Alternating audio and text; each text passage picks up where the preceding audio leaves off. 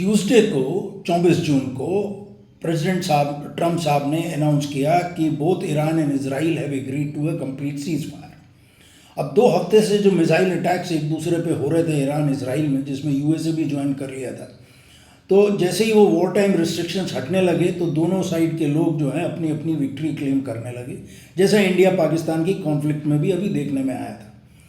अब दोनों साइड जो है अपने अपने डोमेस्टिक ऑडियंस के लिए अपनी स्ट्रेंथ और अपने रेजिलियंस की तारीफ कर रहे हैं।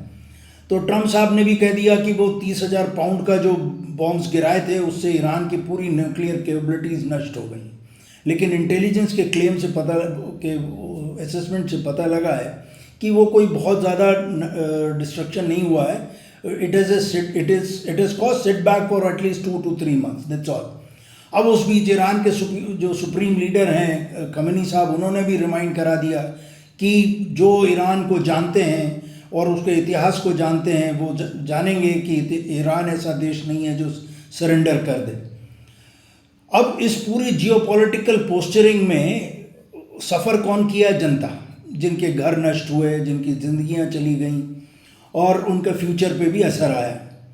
आज की लड़ाई बड़ी अजीब है। सोल्जर्स तो कम मर रहे हैं, शहीद हो रहे हैं, सिविलियंस बेचारे ज़्यादा they are paying the price. और मीडिया क्या फोकस कर रही है? वो कैसा सवाल पूछती है? Who blinked first? अब ये जो ऑब्सेशन है स्ट्रेंथ प्रोजेक्ट करने का, वो ट्रैप कर रहा है लीडर्स को कि वो फेस सेविंग एग्जिट करें कैसे।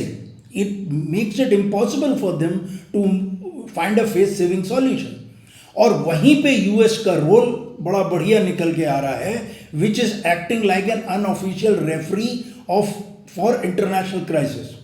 सो ट्रम्प साहब ने क्या लिखा? I would like to congratulate both countries, Israel and Iran, on having the stamina, courage and intelligence to end the 12-day war. This is a war which could have gone for many years and destroyed entire Middle East. Blah, blah, blah, blah and all that. So in the end अगर हम देखें, it felt like a replay of जो India Pakistan के बीच में हुआ था।